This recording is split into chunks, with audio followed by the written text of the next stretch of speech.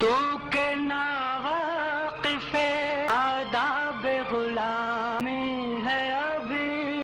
مرحوم ریاض شاہد کی شاہکار فلم زرکا کا یہ گیت آج بھی لہو گرماتا ہے۔ اس گیت کے تانے بانے ایک حقیقی واقعہ سے ملتے ہیں۔ یہ فلم تو 1969 میں ریلیز ہوئی، مگر اس واقعے کی کڑیاں 4 سال پہلے ملتی ہیں۔ بات کچھ یوں ہے کہ 11 فروری 1965 کو نیلو کو شاعران کے دورے کے موقع پر گورنر ہاؤس کی تقریب میں رقص کے لیے بلایا گیا، لیکن نیلو بیگم نے جانے سے انکار کر دیا، جس کے بعد انہیں ڈرایا دھمکایا گیا اور زبردستی گورنر ہاؤس لے جانے کی کوشش کی گئی۔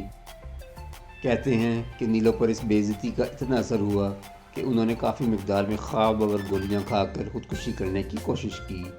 انہیں بے ہوشی کے عالم میں ہسپتال پہنچایا گیا، جہاں ڈاکٹروں نے کئی دن کی کوشش کے بعد ان کی جان بچائی۔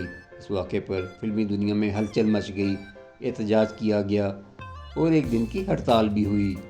کہانی یہاں ختم نہیں ہوتی۔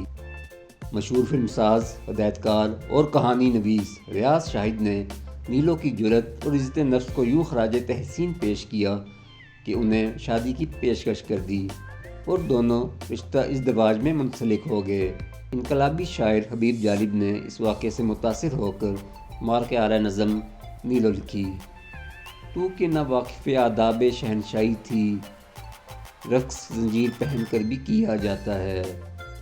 اس نظم کو معمولی رد و بدل کے ساتھ فلم زرکا میں نیلو پر ہی فلم بند کیا گیا۔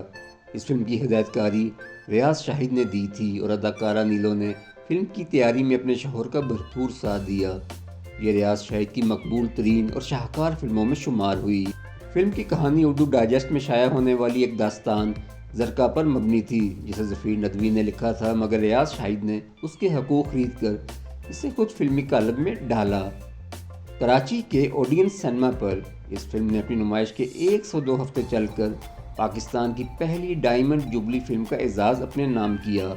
اس فلم کے گیتوں اور موسیقی کو فلم کے موضوع کے اعتبار سے ایسا ڈھالا گیا کہ آج بھی سر ڈھونڈنے پر مجبور کر دیتے ہیں۔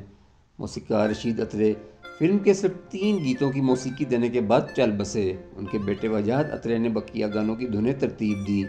نسیم بیگم، منیر حسین اور مہدی حسن نے اپنی آواز کا جادو جگایا۔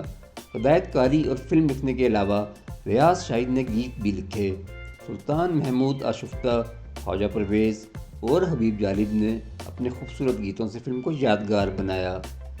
اس فلم نے کامیابی کے تمام ریکارڈ توڑ دیے۔ ہر طبقے سے تعلق رکھنے والے افراد نے فلم دیکھنے کے لیے سینماؤں کا رخ کیا۔